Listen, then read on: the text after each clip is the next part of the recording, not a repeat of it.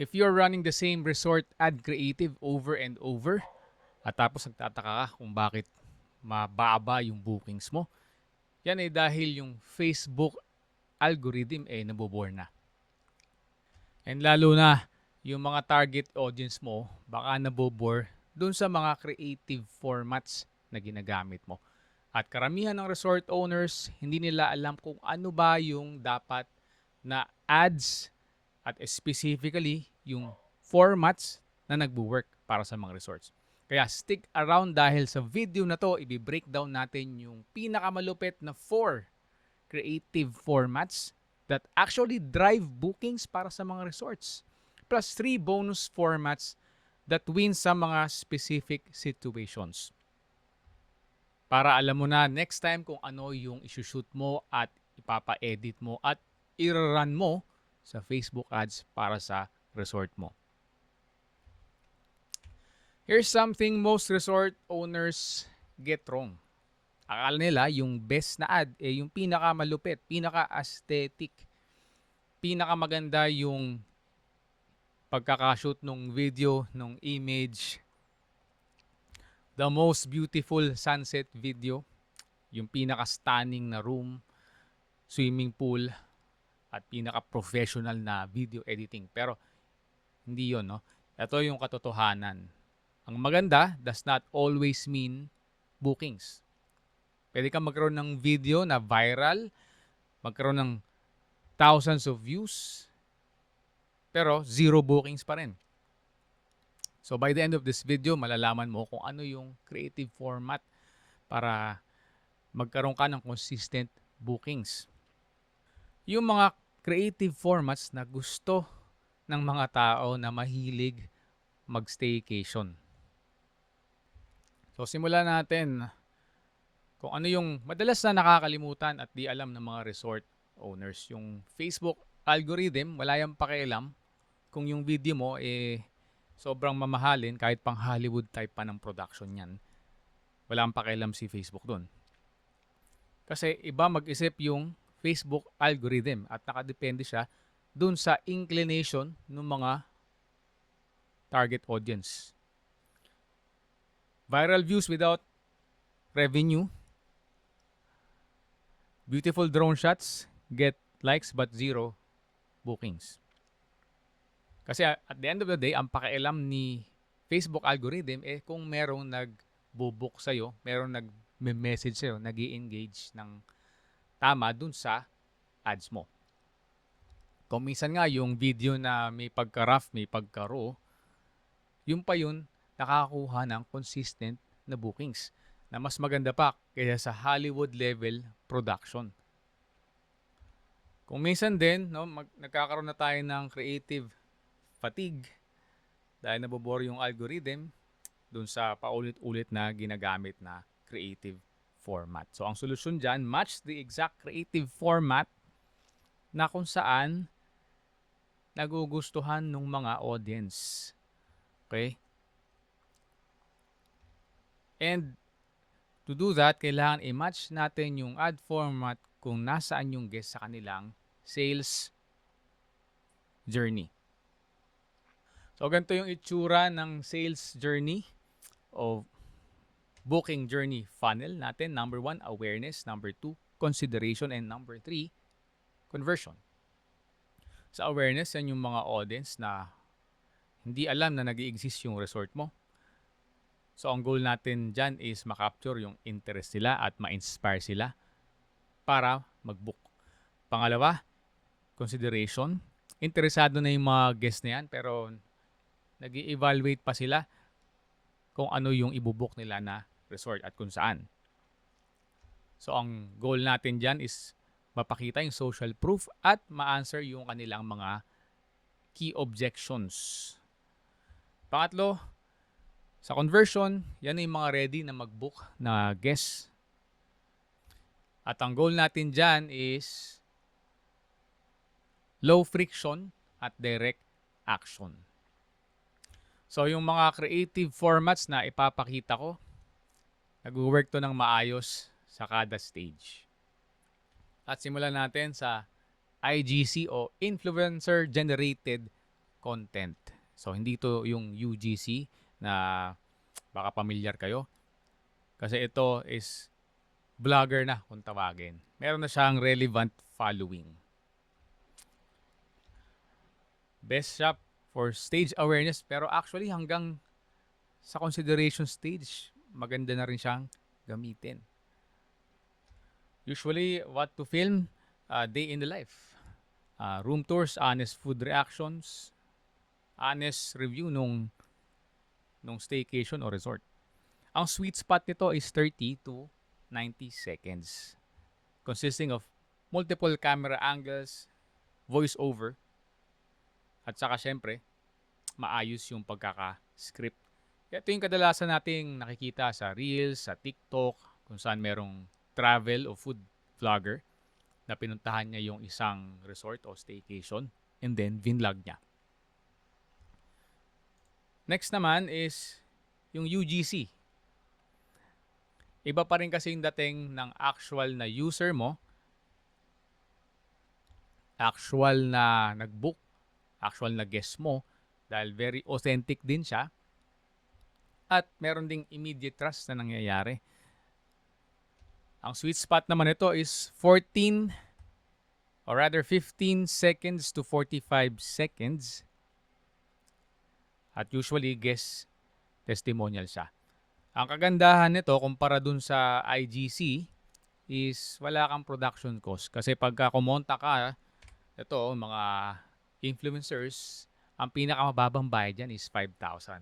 Medyo mababa pa yung followings nun. Pero ang usual range niyan is 15,000 to around 20 and even 30,000. Depende dun sa kanyang number of followings. Pagka around 1M na, more or less, nasa 20,000 na yung naglalaro. 15 to 20,000 plus yung kanilang transpo and food allowance. So mga 4 to 5,000 din yun. Ang advantage naman nitong IGC over dito kay UGC is yung influencers kasi meron na siyang, kagaya na nabanggit ko, relevant following. So may trust factor na kagad yung kanyang matatarget na audience. At kahit hindi mo pa siya i-run ng ads, magkakaroon ka na kagad ng bookings dun pa lang sa natatarget nila na mga audience. And kaya naman napakaganda rin niyang gamitin para sa ads mo. Kasi maganda na yung pagkakagawa, may familiarity rin yung mga tao sa kanila, most likely than not. Kaya mas mataas din yung engagement ng ads mo pag ginamit mo siya. Next naman natin is Resort Highlight Reels. So ito yung usually na fast-paced. Okay, tapos may quick walkthrough ng mga highlights nung staycation o resort. Yung pool, yung kwarto, living room, entertainment area, etc. So ayan, sa key elements, golden hour, lighting, room reveals, food plating, kung meron kayong restaurant, pool amenities, o beach. Optimal technical specs, 15 seconds to 30 seconds. Using trending music, rapid transitions, and okay din kung may overlay caption or even voice over. So, ang expected performance na is high video views and engagement din kasi nagkakaroon tayo ng strong visual desire pag nakakita tayo ng ganyang klase ng ads eh. 'Di ba? Minsan may nakikita ako sa TikTok or sa Reels. Wala naman akong balak umalis, pero dahil nakita ko 'yon, parang gusto kong magaya. Gusto kong puntahan 'yon. Merong ganun dating yung resort highlight reels. Parang sa food lang, 'di ba? Pag may nakita ka, nag-scroll ka sa TikTok or Reels, nainganyo ka. Ako sinesave ko pa eh. Kasi plano naming puntahan yung mga 'yon. Ang next naman is carousel and or static pictures.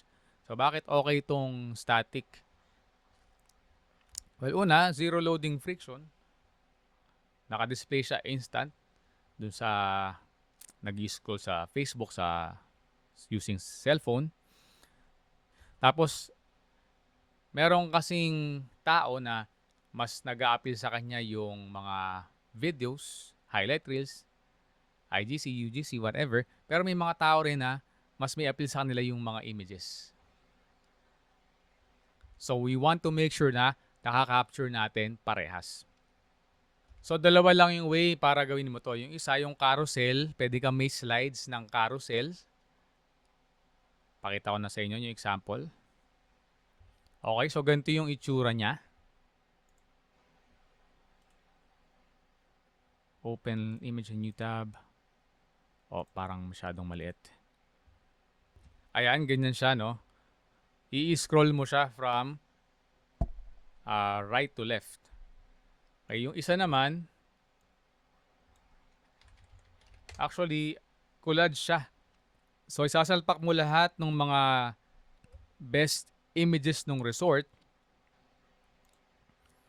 para magmukha siyang ads na collage. Parang yung ginagamit natin sa organic post lang, pag nagpo-post tayo sa sarili nating kunyari parang April o June dump. Di ba, dinadump mo lang yung mga pictures. Ganun lang din siya exactly. So, ganito yung itsura niya. Ayan. Ang difference lang ito, i-run mo ng ads yan pag pinost mo na dun sa Facebook page nung result. So, ang kagandahan nito, pag click nila, mabobrowse sila kung ano-ano yung itsura nung amenities, kwarto, yung mga highlights nung resort. Okay, next. 3 secret weapon bonus formats. Yung isa is before and after, kung saan showcase mo yung itsura ng staycation or villa or pool, kung ano man yung gusto mong i-highlight na amenities. Ideally, parang highlight reel din siya, pero before and after lang.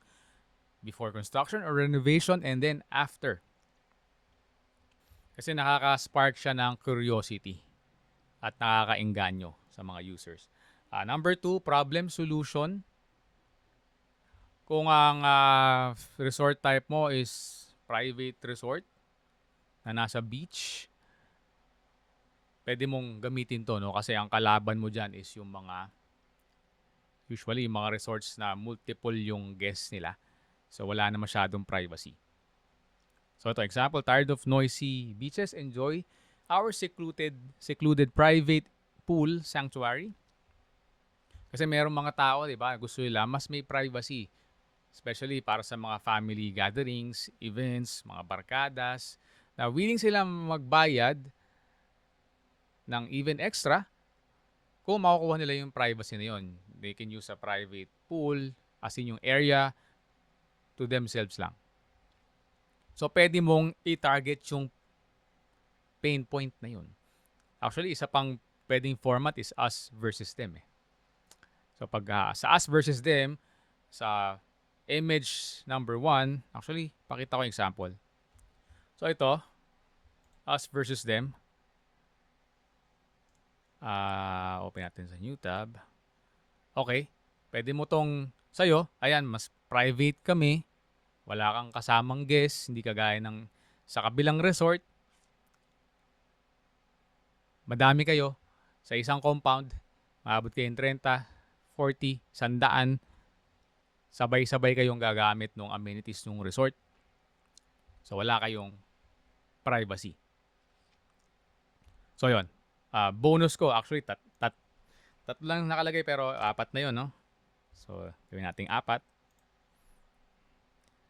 And lastly, yung guest video reviews.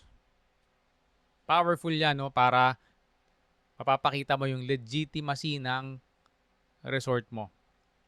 Lalo sa panahon ngayon na uso ang mga scammers na gumagawa pa ng ibang Facebook page as kokopehin yung mga pictures ng resort mo. Yung iba nga nag-run pa ng ads. Mo kung bakit hindi naghihigpit si Meta doon? Dapat hinihinga ng ID bago makapag-run ng ads. So, ito, simple lang siya. Parang yung una ko lang na binanggit, yung UGC. Pero much simpler, 15-second guest lang na clip ng guest talking specifically about dun sa resort, yung rooms, yung amenities, yung staff nyo. So, okay na okay din to ilagay dun sa consideration stage. So, pag nagre-retarget ka na ng audience mo, okay na okay siya. Kasi karamihan from even my own experience sa private resort namin and for clients, talagang isa yan sa mga big concerns na madalas pa talagang gusto nila mag-video call and even i-site visit. Pupuntahan nila yung resort mismo para tignan kung totoo nga. So this will definitely help yung iyong conversion rate significantly. Okay, the danger of format fatigue. Kung isa lang inirun mo na format all year round, it kills your ROI. Kasi nagsasawa yung audience sa isang creative format lang na paulit-ulit. Lalo na kung relevant na yung budget mo, medyo mataas na, nasa I would say 500 or more every day. Tapos multiple months mo na siya niraran, kailangan multiple na yung ad formats mo. Kasi pag hindi, tataas yung cost, syempre, magdadrop din yung bookings mo. Strategic rotation engine, week 1 to 2, awareness launch, yan yung deploy mo yung IGC mo, yung highlight reels. Week 3 to 4, social proof retargeting, yung UGC clips, yan mo pwedeng ilagay, pati yung highlight reels. And also yung carousel o yung collage na images. And then lastly, sa conversion, pwede mo dyang ilagay yung 15-second guest video reviews na mabilisan lang. And also, ando na rin yung carousels and static collage na images. Ako personally, isasalpa ko lahat to even dun sa awareness launch. Lalagay ko lahat dun ng creative formats. Tapos sa retargeting, doon ko ilalagay yung UGC tsaka yung itong guest review 15 seconds o 10 seconds. Iko-compile ko siya siguro 3 to 5 reviews sa isang video. And even yung mga carousel or collage na static images. Kasi nag-improve na dramatically yung algorithm ni Facebook na kahit isalpak mo lahat, siya na yung nagde-decide, basta tama yung structure mo sa loob, no? Siya yung magde-decide kung sa tingin niya, sa data point niya, yung audience na tina-target mo is as a stage pa lang na consideration, anito pa lang siya sa stage na to, alam na ni Facebook yan. So ipapakita niya yung relevant na ad sa kanya. And likewise, dun sa conversion stage. Ganyan na siya kaganda ngayon. Pero for more manual control, okay pa rin na iipunin mo yung audience. Gagawa ka ng save audience sa lahat na nag-engage sa ad mo at saka sa Facebook page mo. Tapos doon may ta-target tong mga nakalagay dito. Formats. 4 formats, 1 budget in practice. So ito hindi naman siya talaga actual. No? Na 30%, 40, 30. Nilagay lang natin yung number. Para lang mag-signify na hindi niya gagastusin yung 100% ng budget ng isang creative format. Pero at the end of the day, mas maganda na hayaan natin si Meta na mag-decide kung saan niya ilalagay yung most ng budget. Let's say 30% siya maglalagay para dun sa influencer video, 40% para sa UGC, and 30% para dun sa rest ng creative formats. This is just a rough estimate. Kada account and niche magiging iba-iba. Pero this is just a tangible breakdown para makita nyo kung paano i-distribute yan ni Facebook. Again, when done properly, yung structure nyo sa loob, yung tamang settings ng ad account. Hindi yung boost post, using Facebook Ads Manager dapat. Okay, resort owner action checklist. Match formats to funnel stage. Stop pushing hard sales offers. To cold people who don't know you yet, collect guest content daily o kung habang meron kang mga tuwing meron kang guest. Kasi yung UGC is one of the highest converting assets.